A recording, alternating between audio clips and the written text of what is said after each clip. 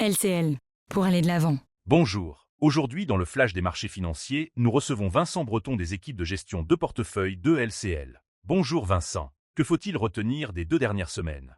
Les marchés actions ont été très animés sur la période écoulée, avec des marchés américains et européens en légère consolidation, alors que les marchés émergents ont poursuivi leur trajectoire haussière. L'Eurostoxx 50 et le CAC 40 n'ont pas retrouvé leur point haut touché mi-janvier et affichent désormais depuis le début de l'année une performance de plus 2,7% pour l'Eurostoxx 50 et étale pour le CAC 40. Aux États-Unis, le S&P 500 et le Nasdaq progressent désormais depuis le début de l'année respectivement d'un peu plus de 1% et d'un peu moins de 1%. Sur la même période, les marchés émergents enregistrent une hausse de plus de 10%. Sur le front géopolitique, la quinzaine a démarré sous forte pression pour les marchés financiers au sujet du Groenland, avec la menace brandie par Donald Trump le week-end du 18 janvier d'imposer des droits de douane réciproques à 6 pays européens ayant envoyé des soldats sur le territoire arctique, tant qu'un accord portant sur l'achat complet et définitif de ce territoire autonome du Danemark ne serait pas conclu.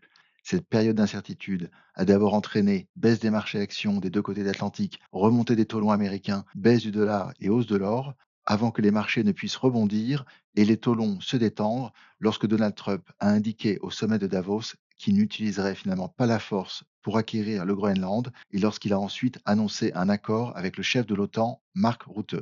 Actualité chargée également du côté de la Banque centrale américaine. L'audience à la Cour suprême sur le limogeage de Lisa Cook, membre du board de la Fed et qui avait été révoquée par Donald Trump, laisse penser que les juges ne devraient pas valider ce limogeage. Cette nouvelle a été plutôt accueillie favorablement car elle serait plutôt de nature à conforter l'indépendance de la Fed. Sans surprise, lors de la réunion du 28 janvier, le FOMC, après 3 baisses consécutives de taux en fin d'année dernière, a décidé de maintenir les taux directeurs inchangés entre 3,50 et 3,75%, estimant que la politique monétaire américaine est désormais bien positionnée pour atteindre les objectifs de plein emploi et de stabilité des prix. Jérôme Powell a indiqué qu'un affaiblissement du marché du travail ou une décélération de l'inflation liée aux droits de douane pourrait ouvrir la voie à un assouplissement monétaire ultérieur. Les marchés anticipent actuellement 2 baisses de taux de la Fed en 2026. Enfin, après plusieurs semaines de spéculation, Donald Trump a dévoilé vendredi 30 janvier le nom de Kevin Warsh pour succéder à Jérôme Powell à la tête de la Banque centrale américaine en mai 2026. Sa nomination devra être confirmée par le Sénat. Sur les taux d'intérêt, le 10 ans américain s'est tendu vers les 4,30 dans le contexte de tensions sur le Groenland et de défiance vis-à-vis de la dette américaine, avant de se replier vers les 4,20. À noter, sur la période, la baisse du taux 10 ans français à 3,43% et de la baisse de l'écart avec la dette allemande, compte tenu de la probable adoption du budget français. Sur l'échange, le dollar s'est nettement déprécié sur la période avant de se renforcer les derniers jours, le dollar s'échangeant désormais proche de 1,18 contre euro après avoir dépassé les 1,20 pour la première fois depuis mai 2021. Le recul du billet vert contre l'euro est dorénavant de moins de 1% depuis le début de l'année. La baisse du dollar s'expliquait notamment par la crainte de voir une Fed moins indépendante, alors que par ailleurs, Donald Trump réitérait sa satisfaction de voir le dollar s'affaiblir. Cette baisse du dollar s'est accompagnée d'une poursuite de l'envolée des métaux précieux, avec l'once d'or qui a enchaîné des records, tout comme l'argent, avant de corriger fortement en fin de semaine dernière. L'once d'or a dépassé les 5500 dollars avant de repasser sous les 5000 dollars vendredi soir. La progression de l'once d'or depuis le début de l'année étant désormais d'environ 15%. Le prix du baril, quant à lui, a nettement rebondi sur la période, sur fond de tensions croissantes entre l'Iran et l'administration américaine, Donald Trump avertissant l'Iran que le temps presse pour parvenir à un accord sur son programme nucléaire. Le prix du Brent est en hausse d'environ 15% depuis le début de l'année, aux alentours de 70 dollars le baril. Sur le plan macro, le FMI a revu légèrement en hausse ses prévisions de croissance mondiale pour 2026 et 2027 à plus 3,3 et plus 3,2%.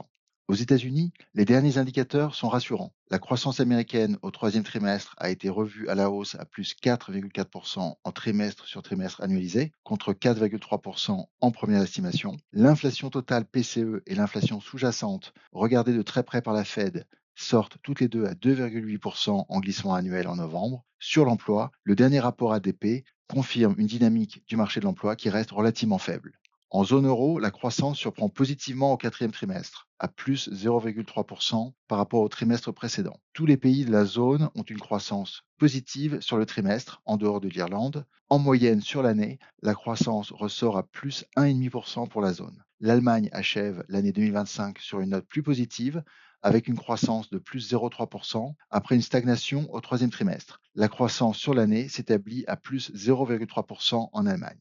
Sur le plan micro, les marchés ont été rythmés par les premières publications d'entreprises pour le quatrième trimestre. Aux États-Unis, à ce stade, les premières publications sont globalement meilleures qu'attendues. Mais les indices de Wall Street ont chuté lourdement jeudi, avec le titre Microsoft qui a perdu près de 7%, le marché se focalisant sur le niveau de CAPEX record et le ralentissement marginal de la croissance d'Azure dans le cloud, avec des craintes que les investissements dans l'IA ne mettent plus de temps que prévu à soutenir la croissance des revenus. À noter les bonnes publications d'IBM et Meta, toujours dans la tech.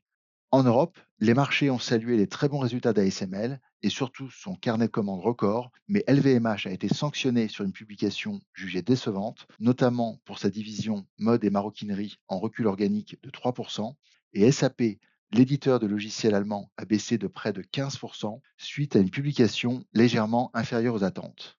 À quoi peut-on s'attendre pour les 15 prochains jours? Les publications des entreprises vont continuer d'animer les marchés les prochaines semaines.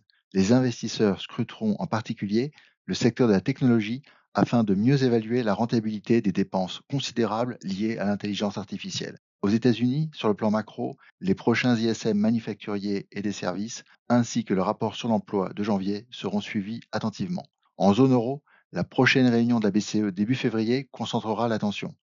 Enfin, sur le front géopolitique, de nombreux sujets restent susceptibles d'influencer les intervenants de marché.